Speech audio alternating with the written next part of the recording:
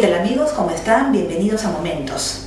Ella es una autora que se ha hecho a sí misma y logró colocarse en el número 1 de ventas en la plataforma Amazon a principios de 2012. Nos estamos refiriendo a Marta Querol, que en estos días se encuentra presentando su novela Las guerras de Helena, que es la segunda parte de una trilogía que se inició con el final del Ave Fénix. Gracias, Marta, por estar conmigo. Muchas gracias a ti, Rafa. Marta, ¿cómo una licenciada en económicas y en empresariales se interesa en la literatura y llega a ocupar un lugar importante dentro del Olimpo de las escritoras valencianas y españolas? Cuéntame. Bueno, siempre me gustó mucho leer. Yo creo que la lectura es fundamental para que luego te llegue el gusanillo de la escritura. Y la verdad es que no me lo planteaba nunca, no fue una decisión que yo tomé, ¿no? Fue casi un impulso que sentí y que empecé a escribir por ese impulso. Y bueno, y fue cuando descubrí realmente que lo que quería hacer era escribir. Entonces, yo creo que todo lo que he hecho en esta vida en cuanto a estudios, ya sean los de económicas o la ingeniería de calidad, todo me ha ayudado a formarme y a ser la persona que soy y a tener pues los conocimientos o la sensibilidad necesarias para poder escribir ahora. Llegado el bichito de la literatura, de escribir, ¿buscaste preparación? ¿Cómo hiciste? Pues yo hice la casa por el tejado. Yo empecé escribiendo directamente y después de tener mi primera novela terminada y de haberla enviado al Premio Planeta y de haber quedado entre los 10 finalistas del Premio Planeta, pidiendo opiniones a posteriori ya de todo ese proceso, me di cuenta de que habían determinadas técnicas que yo no dominaba. Y entonces me apunté, pues por un lado, al taller de narrativa que organizan en Liber y que lo imparte Antonio Penades en el Museo del Soldadito de Plomo, que yo se lo recomiendo a todo el mundo encarecidamente. Y luego también pues me apunté a otro curso por internet también, un poco pues para controlar mejor lo que es el pulso de la historia, ¿no? Porque como yo empecé a escribir de una forma tan anárquica y tan, digamos, por instinto puro, ¿no? Volcándome las ideas que salían directamente, eso hace que la historia se te vaya. ¿Pero no se pierde espontaneidad, naturalidad? No, es la misma espontaneidad y la misma naturalidad, solo que con el control de que no empieces a irte por los sitios donde luego la historia se pierde, ¿no? Porque cuando uno empieza a escribir y le gusta escribir y le sale con facilidad, es muy fácil el que se te vayan la trama, las ideas y que te empalmes una historia con otra que no tiene nada que ver y podrías empezar a hablar, pues eso, pues como los monólogos estos que no se acaban nunca, ¿no?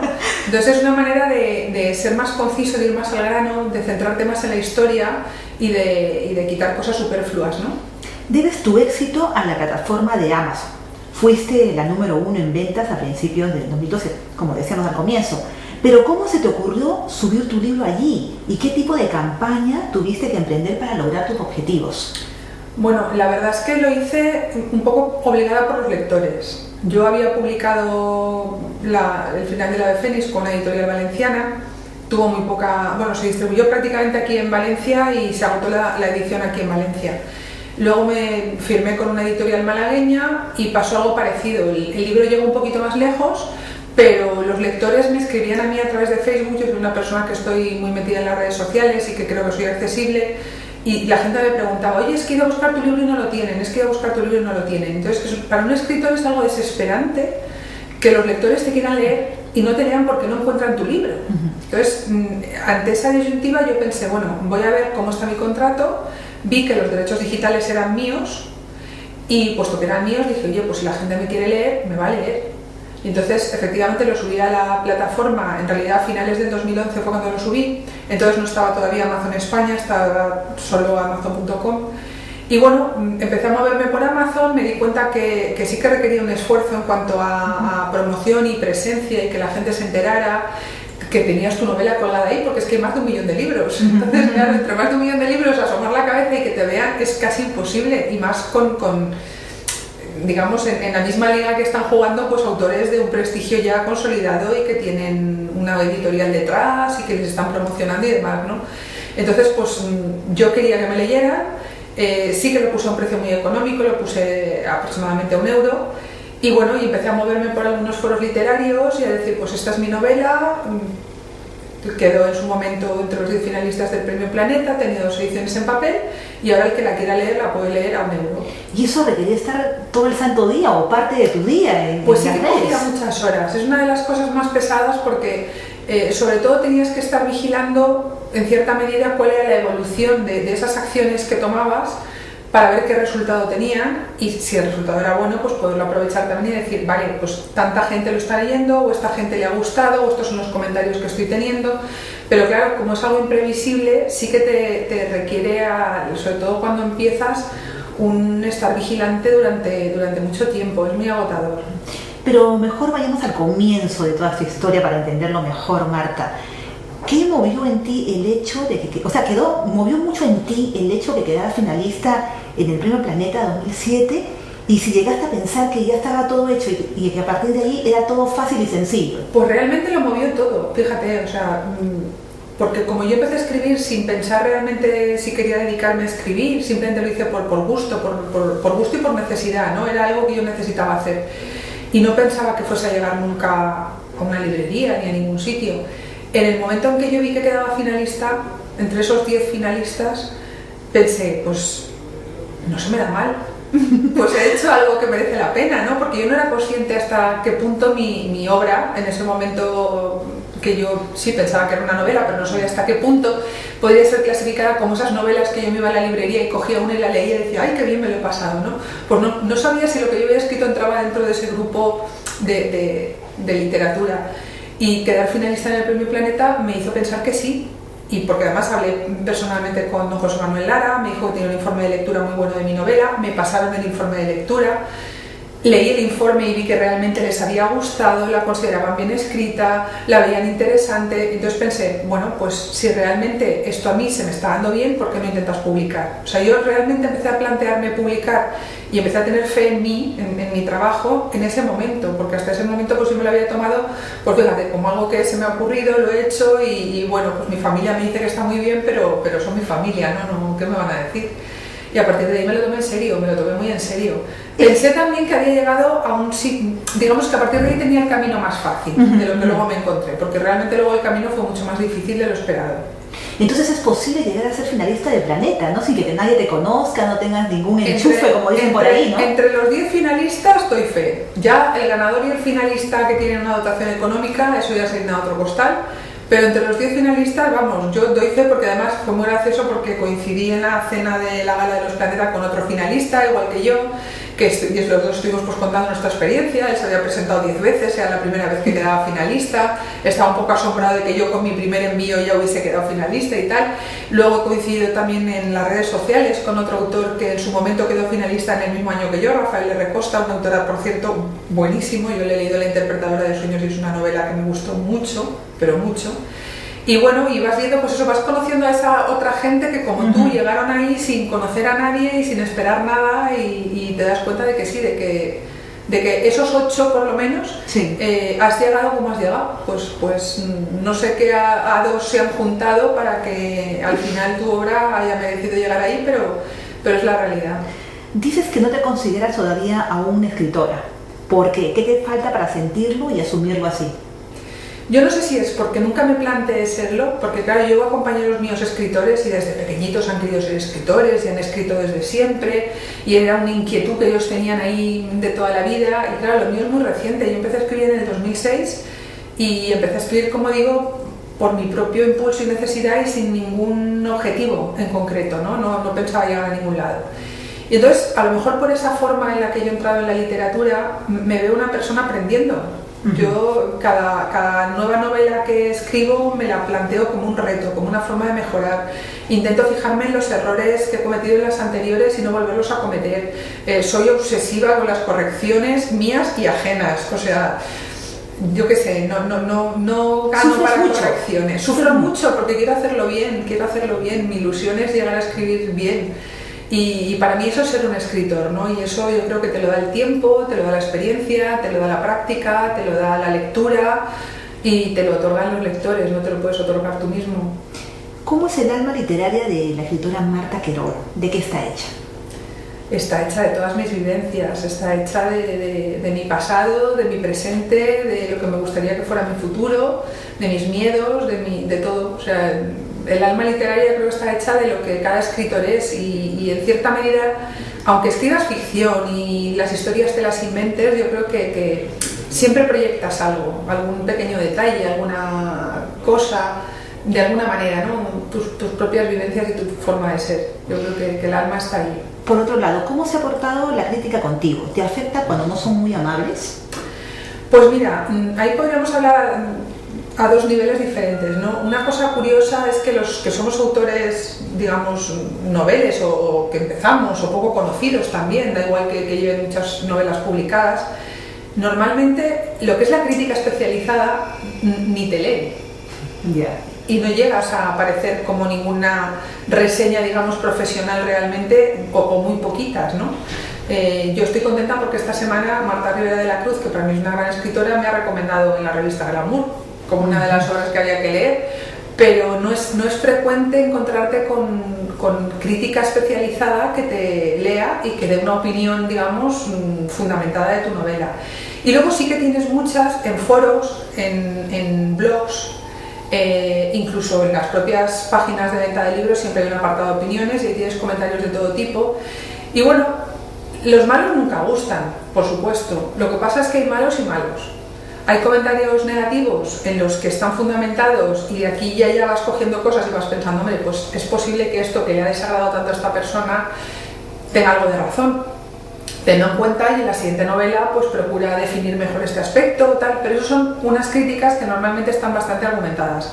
Luego te encuentras otras que prácticamente entran en el terreno personal y que te atacan a ti como persona y que entonces llegas a la conclusión de que no es un lector que no le ha gustado tu obra, sino que es alguien que tiene algún tipo de problema o de resentimiento por el motivo que sea. Y también duelen porque algunas las percibes en entornos muy cercanos y siempre se hacen desde el anonimato y saber que tienes a alguien cerca que te tiene tanta animadversión es desagradable. ¿Pero te afecta mucho o las olvidas al rato? No, las olvido al rato.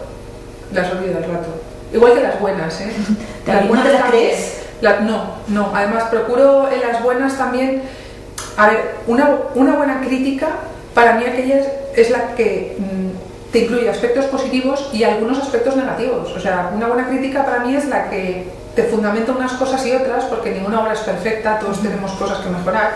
Y por ejemplo, ahora esta semana creo que ha sido, en la página web de Anika Entre Libros, que es una página web que se la recomiendo a todo el mundo, por la cantidad de reseñas, entrevistas, información interesante sobre literatura que tiene Anika, además de otras actividades como cine, en fin, es una página muy completa. Pues Lidia Casado ha hecho una reseña de mi novela y no todo lo ponía estupendo, sacaba algunos matices también de cosas que no le habían gustado, pero el análisis era un análisis profundo, era un análisis para tú mismo estudiarlo y decir, vale, estos son mis puntos fuertes y aquí tengo que mejorar un poquito, ¿no?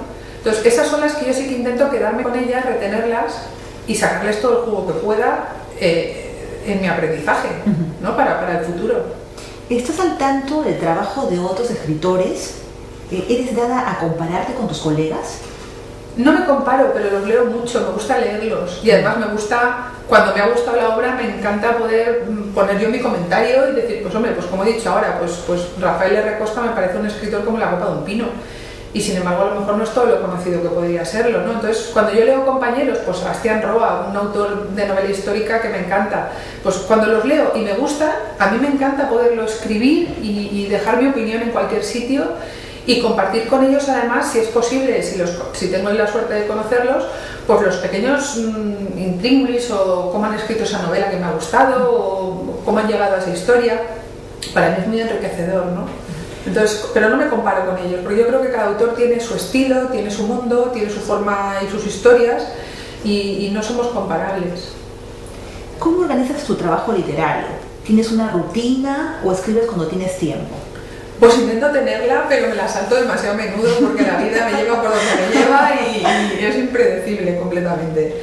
Pero en principio intento por la mañana a ver, yo soy más nocturna que diurna, ¿no? Entonces yo por las mañanas voy como al ralentí hasta que voy arrancando y los motores se van engrasando y tal. Entonces toda esa mañana, digamos, en la que voy despertando, La dedico más a labores promocionales, a contestar correos, mensajes, a revisar pues, informaciones que me van llegando, cosas que tengo que solucionar en internet, aparte de las cosas normales de la casa que todas tenemos que hacer y de la familia y demás.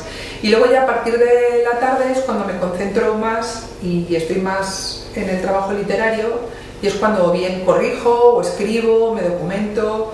Y ahí sí que cuando empiezo no tengo fin, me pueden dar las 2, las 3, las 4 de la mañana. Como sea un día que tenga inspiración, es que me cuesta irme a dormir. Entonces, pues eso, se hace tarde y a lo mejor por eso luego a la mañana voy al ralentí, ¿no? O sea, es la pescadilla que se muere de la cola, claro. Has escrito cuentos y relatos para niños. ¿Piensas publicar algún libro dedicado a la población infantil? ¿Te es fácil conectar con los pequeños? No, la verdad es que escribí un cuento infantil por una petición que me hicieron hace unos años y dije, venga, voy a intentarlo. Y me costó mucho escribir el cuento. Y he escrito uno infantil, ¿eh? Los demás relatos que tengo son relatos para adultos, no son de niños. Lo veo muy complicado, muy complicado. El captar la atención del público de determinadas edades y que no se aburran, que lo encuentren divertido, que la historia sea apropiada para su edad. No sé, me cuesta mucho. En realidad me cuesta mucho escribir relatos, me cuesta más escribir relatos que escribir novela. Aunque parezca mentira. Sí, ¿y a qué debes eso? ¿Por qué crees? Pues no lo sé, tal vez porque en los relatos necesitas mucha imaginación, porque claro, un relato es una cosa muy corta. Ser muy prolífico en relatos implica tener muchas ideas nuevas, ¿no? A mí me es más fácil desarrollar, tener una idea clara y desarrollarla de una forma amplia que no tener muchas ideas y ser concisa. Entonces, por alguna razón a mí me cuesta más escribir relatos que novela, pero también lo he hecho. De hecho, ahora dentro de muy poquito, para el mes de junio seguramente, El Cuaderno Rojo, que es un grupo literario en el que estoy yo también metida, vamos a sacar un libro de relatos en el que cada uno de los 22 componentes del Cuaderno Rojo hemos escrito uno. ¿Ya lo tienes listo? Sí, está ya tenemos portada, ya están los ferros, ya están las últimas correcciones. De hecho, hemos querido presentarlo en la Feria del Libro de Valencia, pero no llegábamos, hemos preferido hacerlo bien y esperarnos un poquito más, y en junio saldrá el libro. ¿En algún momento has escrito por obligación? No. ¿Lo harías? Bueno, pues si fuese un trabajo, sí, ¿por qué no? Bueno, escribir por obligación. Yo cuando trabajaba en consultoría escribía procedimientos, manuales de calidad, material para cursos de formación, algún caso práctico que era como un teatrillo, realmente era como una obra de teatro, y eso lo hacía por obligación y lo hacía con gusto. Porque además siempre, si lo vengo a pensar, yo siempre he trabajado escribiendo mucho y siempre me ha gustado y se me ha dado bien, ¿no? Entonces sí, ¿por qué no? O en un periódico, por ejemplo, me encantaría. Que me gustaría mucho. Sí. ¿Y sobre qué escribirías? ¿Qué preferirías escribir? Yo estuve 4 años escribiendo en provincias, en el periódico Las Provincias de aquí de Valencia, y escribía entonces columnas de opinión. Y eran sobre los temas más variados. Lo mismo escribía sobre gastronomía, que sobre la playa, que sobre política, que sobre, no sé, cualquier tema, la Navidad, el Día de Todos los Santos. Pero en ese caso sí tienes ideas, no como en los relatos. Sí, pero me costaba. Precisamente yo llegué a generar una admiración patológica para los de columna diaria. Los periodistas que hacen columna diaria, yo esa gente de verdad la admiro, porque que cada día se te ocurra un tema sobre el que escribir, aunque sean 300 palabras, o 2000 caracteres, me da igual. Es muy meritorio no repetirse. Es que hay cantidad de temas que ahora los veo por ahí y digo, no, si de eso ya escribí, o sea que esos 4 años en que tenía una columna semanal, que todas las semanas tenía que buscar un tema, a veces me costaba más encontrar el tema que escribir el artículo, y me pasaba más rato dando vueltas por internet y viendo a ver qué estaba de actualidad o qué noticia me llamaba la atención, qué pensaba que le podía interesar a la gente, que realmente escribiendo el artículo, que luego me costaba mucho menos. Sí, es muy, muy complicado eso. Y dime, ¿cómo definirías tu estilo? Yo creo que es un estilo sencillo, sin demasiadas pretensiones, fácil de leer, muy cuidado, porque a veces la gente cree que al ser fácil de leer y sencillo, eso implica que es que no le has dedicado tiempo o que es lo primero que te viene a la cabeza. Y yo creo que no es así. Yo creo que lo tengo, por lo menos lo cuido. No sé el resultado si es mejor o peor, pero yo cuidarlo lo intento. Y luego creo también que es muy ágil porque me gustan mucho los diálogos. Yo soy muy cinéfila, siempre me ha gustado el cine, además más el cine antiguo a lo mejor que el de ahora. Y entonces meto mucho diálogo, porque yo los libros me los tomo casi como una película. De hecho, mucha gente me dice, es que se podría hacer una película o se podría hacer una serie de esta trilogía, y es verdad, porque los personajes son muy claros, ahí están muy bien definidos, y luego hay mucho diálogo, hay mucha acción muchas situaciones son los propios personajes los que lo cuentan, ¿no? En mis novelas aparece mucho la realidad social de la España y sobre todo de la Valencia urbana desde los años 30 hasta nuestros días, y no porque yo haga una descripción, o el narrador en este caso, ¿no? Haga una descripción detallada de qué es lo que pasaba en aquella época, sino simplemente viendo hablar a los personajes, la gente se mete en la historia y se mete en el entorno y se mete en la realidad social que había entonces. A la gente le gusta eso, el diálogo, más que la descripción de la escena y todo ello. A la gente, yo creo que en realidad le gusta un poco todo que case de una manera equilibrada, o sea, que haya un equilibrio adecuado entre las partes narrativas y las partes de diálogo. Pero lo que yo creo que no les gusta es que una novela termine siendo un ensayo sobre algo, ¿vale? Entonces, a veces cuando estás muy documentado y tienes mucha información sobre algo, puedes tener la tentación de explicarlo con sumo detalle, ¿no? Y igual estás diciendo que se está produciendo una escena en la puerta de una catedral y tú te has documentado mucho de esa catedral y sabes que era de estilo barroco y que le hizo no sé quién y que tardaron no sé cuánto, y te tiras 10 o 12 líneas describiendo solamente la fachada de estilo barroco de no sé qué porque te has documentado, y a lo mejor eso al lector no le interesa y simplemente con una pincelada para que él pueda ver eso, pero sin saber toda la historia de eso, es suficiente. Entonces, en ese sentido yo intento no excederme en las descripciones y que la propia dinámica de la historia ayude a entender el entorno y el ambiente. Marta, ¿es posible vivir de la literatura? Yo no. No ha llegado el momento, a lo mejor. Imagino que hay gente que sí, pero yo creo que incluso estas personas que todos podemos tener en mente viven de muchas más cosas que la literatura. O sea, lo que sí que creo es que cuando te haces un nombre en la literatura, pues ahí sí que ya te salen colaboraciones en prensa pagadas, sí que te salen participaciones en programas de radio o televisión pagados. Bueno, si vas a una conferencia te la pagan, pues todo ese tipo de actividades adicionales que a un escritor le pueden salir cuando ya tiene un nombre, yo creo que con todo ello sí que se puede llegar a vivir. Ahora, de la literatura solo, exceptuando 2 o 3 personas que escriban no sé, por lo menos en España, porque yo creo que Estados Unidos en eso es diferente, pero en España yo creo que salvo contadas personas que han conseguido un bestseller con unas cifras de ventas fuera de lo común, no es lo habitual. Yo creo que no. Y los que llegan a colocar sus novelas en las películas, en las series. Claro, eso me refiero. Como un adicional, Claro, ese es el adicional. O sea, si realmente tu novela llega también a la pantalla, pues ahí sí que ya se te abre otro mundo, ¿no? Pero ya es extra literario. Claro. Yo lo que estoy hablando es vivir de la literatura. Solamente la literatura, sí. Yo lo veo muy complicado en España, mucho. Y además con las cifras que tenemos de pirateo y con la evolución que está llevando el mercado del libro digital, todavía más. Porque claro, si para que te lean tienes que vender el libro a €1 y aun estando a €1 no lo compran y lo piratean, realmente ¿cómo vas a vivir de la literatura? O sea, es una utopía. ¿Qué querías realmente contar con el final del Ave Fénix y las guerras de Helena? ¿Por qué una cosa es lo que capta o entiende el lector y otra muy distinta la idea o pretensión del autor? Pues yo quería contar un poco lo que había sido la historia de las que fueron nuestras madres y nuestras abuelas en una España en la que ser mujer era algo muy complicado y que como lo tenemos tan cerquita, porque realmente mi novela se desarrolla en el siglo XX, parece que cuando hablas de los derechos de la mujer te tengas que remontar, pues no sé, a la época medieval. Pero no, es que aquí en los años 50 y 60 estaba la situación muy dura para las mujeres, y yo quería contar un poco pues esa lucha, esos avances que hemos ido teniendo, porque yo creo que a lo largo de la trilogía se va viendo cómo la situación evoluciona. Y luego también quería contar una historia, y eso ya era un poco por mi divertimento personal, como las que a mí me gustaba ver en el cine antiguamente.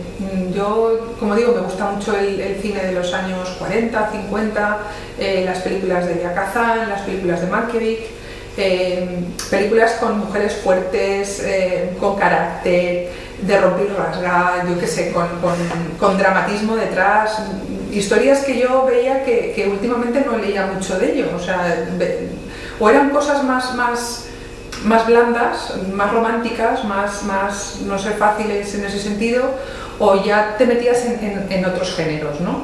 Entonces me apetecía a mí escribir algo así, algo como lo que a mí me gustaba ver en el cine, y entonces mezclé las dos cosas, lo que era el reivindicar una época en la que la mujer luchó y consiguió derechos que ahora tenemos en cierta medida gracias a ellas, y por otro lado también pues hacer una película en blanco y negro de las que a mí me gustaba ver cuando era pequeña. Mezclaste tus dos aficiones o tus dos pasiones, se puede decir de alguna forma. Yo creo que sí, además yo creo que tengo mucha influencia del cine en la novela. ¿El hogar de una escritora difiere mucho de los otros? ¿Tu familia colabora contigo? ¿Cuál crees que es la imagen que tiene de ti? Yo es que la familia creo que no se termina de mentalizar de que eres escritora, ¿no? No es en el caso de los demás, pero claro, como encima en mi caso he empezado tan tarde, realmente ellos me han visto a mí ponerme a escribir a partir de hace unos años para acá, entonces no están acostumbrados y lo han visto como algo raro, tampoco le dan demasiada importancia porque claro, cuando tienes hijos es que los hijos te ven como su madre y ya da igual, y si eres astronauta, pues astronauta no pasa nada, y si eres escritora pues les da igual también, o sea, no, yo creo que para ellos no tiene mayor importancia. Lo ven como una cosa extraña, incluso a veces cuando algún amiguito dice ¡ay! Mi madre ha leído el libro de tu madre y le gusta mucho, ¿no? Pues se quedan así como paradas como diciendo ¡ah, de mi madre! ¿Sabes? O sea, no se paran muy bien. No lo relacionan, ¿no? O sea, es como que la escritora es una cosa y la mamá es otra cosa y entonces yo creo que no... ¿Y ahorita afecta? ¿Te duele? Claro. No, ¿cómo lo tomas? Me lo tomo con naturalidad. A ver, yo también creo que con las edades que tienen es normal. Imagino, espero, me gustaría pensar que el día de mañana, igual cuando yo ya no esté, valoran lo que su madre hizo y lo leen y les gusta, ¿no? Me encantaría pensarlo, que llegara a ser así algún día. Pero tú lo haces pensando en los demás, en lo que vas a dejar, en lo que vas a legar, no. ¿O en una satisfacción propia? No, yo estoy haciéndolo por satisfacción propia. Lo que digo es que como me preguntaba si mis hijas, sí. Que si a mí eso me duele, digo, no me duele, pero sí que me gustaría, puestos ya a pedir, que ya que tengo tantos lectores, pues que algún día también lo fueran mis hijas. ¿Cuál crees que es el lugar que ocupan las escritoras dentro de una sociedad? Las escritoras ocupamos el lugar que ocupa cualquier otra persona. Yo no le doy mayor importancia ni menor al trabajo que hacemos. Yo creo que tan digno es el trabajo de un fontanero o de un maestro que el de una escritora, ¿no? Lo que sí que creo es que, bueno, que en nuestra mano está también el difundir la literatura y es algo que pienso que debemos hacer y que yo intento hacer, el animar a la gente a leer, el cuidar tu trabajo para que realmente lo que ofreces al lector sea una obra en condiciones, pero yo creo que tenemos el papel de todos es importante. Yo creo que lo malo hoy en día es que la gente no se implica en las cosas y sí, todos nos quejamos, pero luego a la hora de la verdad el implicarse se implican pocos. Y yo creo que los escritores, y cuando hablo de implicarse no hablo de meterse en política y de hacer campañas, sino desde tu terreno, en tu espacio, trabajar porque las cosas sean mejores y porque la gente viva mejor. Y eso se puede hacer sin sacar la cabeza, sin que nadie te esté viendo, ¿no? ¿Existe en verdad aquello de los temas patrimonio de las mujeres que un escritor no puede ni quiere escribir? Sí que es posible que hayan pequeñas parcelas que sean muy femeninas y otras que sean muy masculinas, pero yo creo que hoy en día todos pueden escribir de todo, porque no es como antiguamente. Claro, antiguamente las mujeres podían escribir de lo que conocían y conocían muy poco del mundo, estaban en su casa y no salían de ahí, ¿no? Entonces sí que creo yo que había más una literatura femenina, pero hoy en día que las mujeres prácticamente tienen las mismas posibilidades que los hombres a la hora, o casi por lo menos, o en teoría las tienen, ¿no? De salir al mundo laboral, de viajar, de moverse, de ser independientes, de tal. Yo creo que eso se ha nivelado un poco y que hoy en día por las mujeres podemos escribir cosas de hombres, entre comillas, sí. Y luego también es cierto que hay muchos hombres que escriben cosas de mujeres con seudónimo de mujer. O sea, Sí, muchas de las novelas románticas que se están vendiendo por ahí, probablemente si se destaparan los seudónimos, veríamos que detrás a lo mejor no hay una señora y hay un señor, pero que lo venden con ese nombre pues porque comercialmente parece que como va dirigido a determinado público, pues eso vende más, ¿no? Entonces yo creo que eso se ha ido nivelando y que ahora mismo nos podemos meter todos en las parcelas de todos. De hecho, a mí, por ejemplo, me gusta mucho cuando escribo relatos, escribirlos desde el punto de vista masculino. Te pones en la piel del hombre. Sí, me gusta. Es un cambio y es divertido. Entonces, como yo escribo por divertirme, ese cambio de papeles, ¿no? Me resulta divertido. ¿Y es fácil pensar como hombre? Pues yo cuando escribo me sale natural, pero es que ¿sabes qué pasa? Que cuando escribo novela me pasa igual, me meto en todos los personajes, sean hombres o mujeres, o niños o ancianos. Entonces, como lo vivo tanto, me pasa con el cine, películas que voy a ver y soy muy padecedora y por eso las películas de miedo no me gustan, porque como me sugestiono tantísimo, pues lo paso fatal. Entonces, yo me meto en los papeles y como me meto en los papeles y creo que una cosa buena que tengo es que soy muy empática. Entonces la empatía hace que te cueste poco ponerte en el lugar del otro y entiendas a lo mejor su forma de pensar, de razonar y eso me ayuda a la hora de escribir y de desarrollar personajes que no tengan nada que ver conmigo. Y en ese caso, pues aunque sea un hombre, yo intento ponerme en su piel, en su lugar y pensar cómo lo haría él y sentirme condicionada por lo que se sentiría condicionado él. Pronto vas a cerrar la trilogía de tu novela. Cuéntanos un poco lo que se viene. Bueno, ¿te refieres a lo que se viene en la novela que falta o en la novela que falta? Bueno, pues está terminada. Está terminada, lo único pues que ahora me están leyendo una persona a la que tengo mucha confianza en su criterio y me está haciendo unos apuntes creo que interesantes, pero está terminada, terminadísima. Y en esa novela ya lo que viene es el final de la historia. Los que han leído Las guerras de Helena saben que tiene un final abierto y el final abierto es porque era imposible cerrarla de otra manera, o ya lo desvelaba todo y el desvelarlo todo eran pues otras casi 500 páginas, o entonces cortaba ahí y continuaba en la siguiente, ¿no? Entonces ahí se termina de ver todo, se termina de ver la evolución de Helena, que en el final del Ave Fénix ya se apunta en ese últimos capítulos del final del Ave Fénix, que ahí hay una serie de conflictos entre la madre y la hija que llevan a una ruptura. Entonces la gente también me preguntaba a veces, oye, ¿qué ha pasado ahí entre ellas dos para que lleguen a ese extremo, ¿no?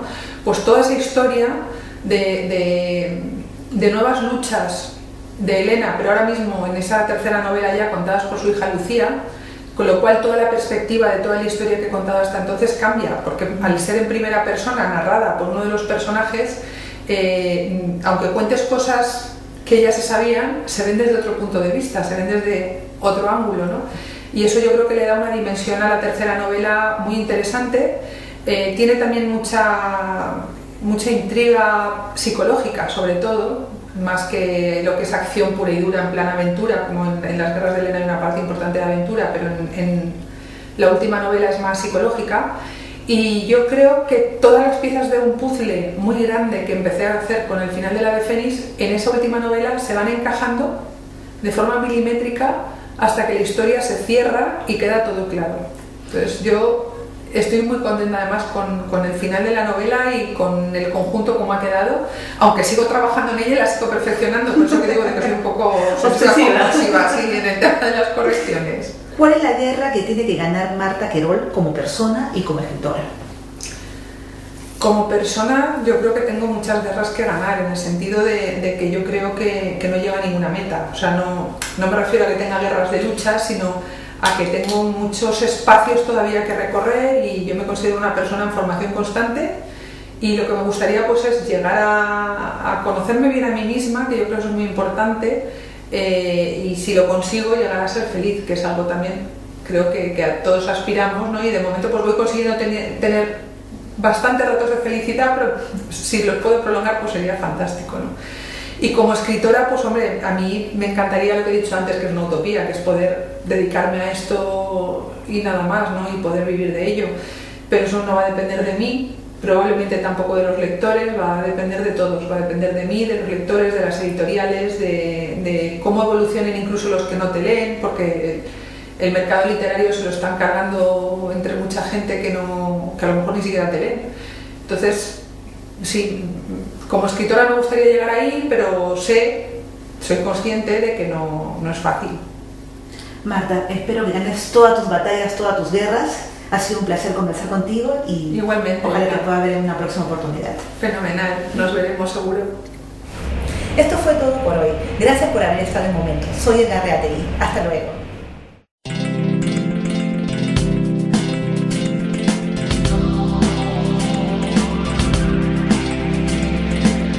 Si alguien te dice que existen verdades eternas, hombres infalibles, no le creas, no le creas, no le creas. O que tu vida es escrita sobre algunas cartas o allá en las estrellas. No le creas, no le creas,